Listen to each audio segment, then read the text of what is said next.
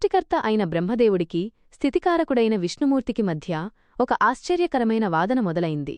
నేనే ఈ జగత్తుకు మూలాధారాన్ని, నానుంచే అంతా పుట్టింది అని బ్రహ్మ అంటే, కాదు, ఈ విశ్వమంతా నాలోనే ఉంది, నేనే రక్షకుడిని అని విష్ణువు పంతానికి దిగారు.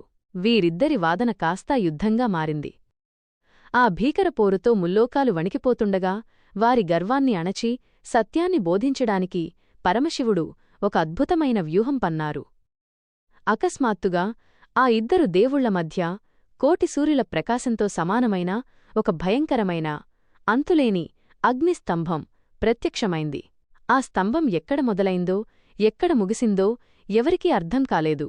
ఆ అగ్నిజ్వాలల వేడికి తట్టుకోలేక దాని రహస్యాన్ని కనుగొనాలని బ్రహ్మ, విష్ణువు ఒక ఒప్పందానికి వచ్చారు. ఆ స్తంభం అడుగుభాగం చూడటానికి విష్ణుమూర్తి ఒక మహావరాహ, అడవిపంది రూపం ధరించి భూమిని చీల్చుకుంటూ పాతాళలోకానికి వెళ్లారు. అలాగే బ్రహ్మదేవుడు ఒక హంసరూపం ఎత్తి ఆ స్తంభం పైభాగాన్ని తాకాలని ఆకాశమార్గంలో అనంత దూరానికి ఎగిరి వెళ్లారు. వేల సంవత్సరాలు గడిచిపోయాయి. విష్ణుమూర్తి ఎంత లోతుకు వెళ్లినా ఆ స్తంభం అడుగు దొరకలేదు. ఆ శక్తికి అంతులేదని గ్రహించిన విష్ణువు తన ఓటమిని అంగీకరిస్తూ వెనక్కి తిరిగారు. అటు బ్రహ్మకు కూడా అగ్రభాగం కనిపించలేదు కాని వెనక్కి వెళ్లడం ఇష్టంలేక అబద్ధంతోనైనా గెలవాలనుకున్నారు.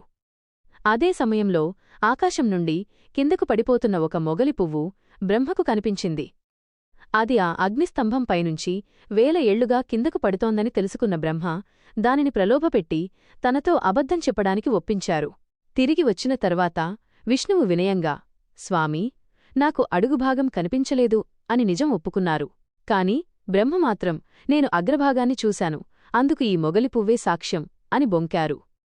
ఆ అబద్ధానికి ఆగ్రహించిన మహాశివుడు ఆ అగ్నిస్తంభం మధ్య నుండి భీకరమైన శబ్దంతో ప్రత్యక్షమయ్యారు.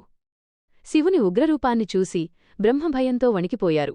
సత్యం మాట్లాడిన విష్ణువును శివుడు ఆశీర్వదించగా అబద్ధం ఆడిన బ్రహ్మకు భూలోకంలో ఎక్కడా పూజలు ఉండవని శపించారు. అలాగే అబద్ధానికి సాక్ష్యం చెప్పిన మొగలిపువ్వును శివపూజకు అనర్హంగా ప్రకటించారు. ఆ అగ్నిస్తంభమే చల్లబడి శాంతించిన శివలింగంగా మారిందని పురాణాలు చెబుతున్నాయి. ఈ అద్భుత ఘట్టం జరిగిన రోజే మహాశివరాత్రి. లింగం అంటే ఆకారం లేని పరమాత్మకు ఒక ఆకారం రావడం. ఇది అహంకారాన్ని వీడి శరణు వేడితే ఆ పరమేశ్వరుడు అనుగ్రహిస్తాడని చాటిచెప్పే గొప్ప కథ.